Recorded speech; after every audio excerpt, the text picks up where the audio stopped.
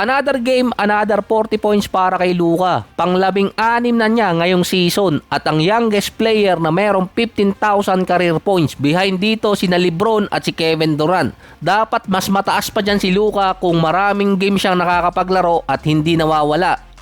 Siya rin ang nakalagpas kay Kobe na may pinakamaraming puntos sa isang buwan. Yari ka kay Tatum. Bago pa lang ang game ng Lakers at Cavaliers, nakuha na ng Lakers ang spot sa playoffs kasama ang Nuggets ng Minagic ng Orlando ang Phoenix Suns. Buti wala rin si Tyson sa Cavaliers dahil injured, kundi bash na naman ang aabutin niya. Si Luka 42 points, 5 rebounds, 12 assists kontra dito sa Cavaliers. Pwede pang mamili ang Lakers at Nuggets kung sino ang makakatapat nila sa first round at kung anong bracket ang pwede nilang puntahan. Lamang ang Lakers ng 2.5 games kontra sa Nuggets dahil nasa Lakers ang tiebreaker. Lamang naman sila ng 4.5 games kontra Minnesota at dito sa Rockets dahil nasa Lakers din ang tiebreaker. Kaya either Minnesota or kaya matupad ang pangarap ng Houston na makatapat ang Lakers sa first round at may chance ding makabracket ng Lakers ang San Antonio dahil mamimili ka lang naman sa dalawa San Antonio or kaya ang Thunder kung hindi babagsak ang LA sa number 4, puwera usog. Ang teams na maglalaban na lang sa last 2 spot ng West sa top 6 ay Suns, Minnesota at Rockets. Nasa 4 games pa ang lamang ng Minnesota at Houston sa Suns na may 7 pang games na natitira. Samantalang yung Suns, 6 na games na lang yung natitira sa kanila. Ang tanging chance lang ng Suns kung makakatabla sila kontra sa Minnesota at kung makukuha nila ang 5 out of 6 na remaining games at matatalo din ng Rockets or Minnesota ng 5 out of 7. Parang mali pa, parang 6 out of 7 dapat na matalo yung Rockets or Minnesota para lang makaabot yung Phoenix Suns. Dinisgrasya naman ni Abdiha ang Clippers, 114-104. Nasa Clippers pa rin ang twice to beat advantage na nasa kanila ang tiebreaker kontra sa Portland. May isa pang game na natitira ang Blazers at Clippers pero ang Clippers may 6 na games pang natitira, ang Portland nasa 5 na lang. Pero parang mas madali yung dadaanan nitong Portland kumpara sa Clippers ngayon. Sa East naman, mukhang hanggang dulo ng regular season bago malaman kung sino ang makakakuha ng last 2 or 3 spot ng playoffs. Nasa 2 or 3 games lang kasi ang naghihiwalay sa mga teams mula number 5 hanggang number 10 para nagpapalitan lang din ng pwesto yung nasa gitna. So balik kay Luka, impressive month para sa kanya at sa Lakers sa buwan ng March. May average si Luka na 37 points, 8 rebounds, 7 assists, 2 steals, 49 and 39%. Imbes na tumaas si Luka sa MVP ranking, lalo siyang bumaba.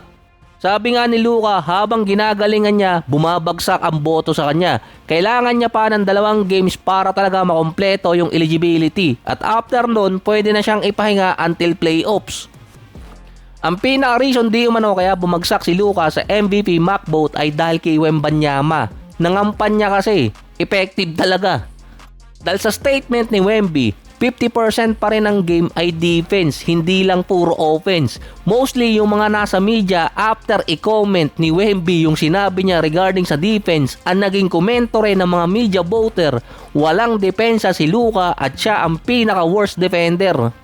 Na-emphasize kasi talaga ni Wemby yung defense kung bakit sila nakapasok sa playoffs. Bukod sa kanila, yung Rockets noong 2024 nasa 41 and 41 record. Nang sumunod na taon 2025 dahil top 2 or top 3 sila sa defense, naging 52 and 30. Pero dahil kay Wemby, mula noong 2025, 34 and 28 yung San Antonio na ngayong season nagkaroon ng 57 and 18 record. Sila yung second sa buong NBA at may pinakamataas na inangat kumpara noong nakarang taon.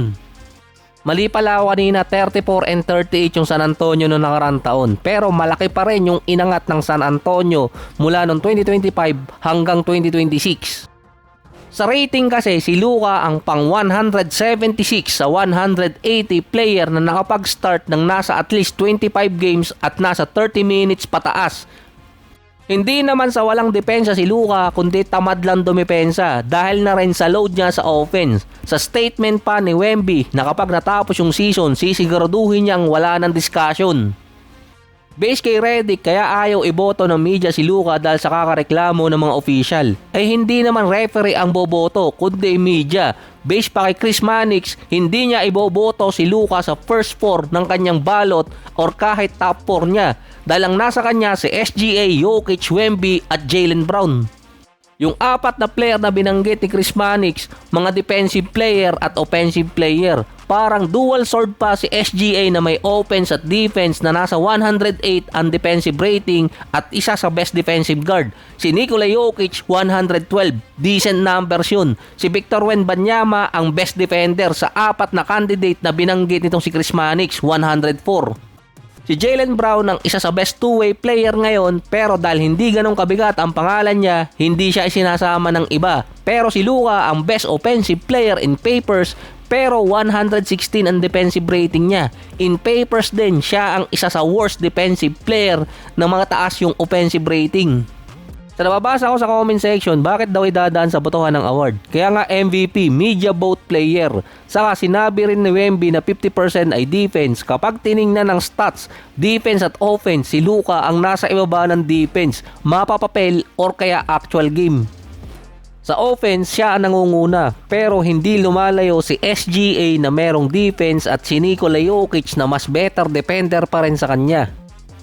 Kahit pa si Luka nag-a-average ng 1.5 steals per game, hindi pa rin nakikita in papers yung defense. Halos sa mga write-ups ngayon ng mga media at former NBA player, ang rason kaya ayaw nilang iboto si Luka ay dahil sa defense niya na na-impluwensyahan ng statement nitong si Wembanyama.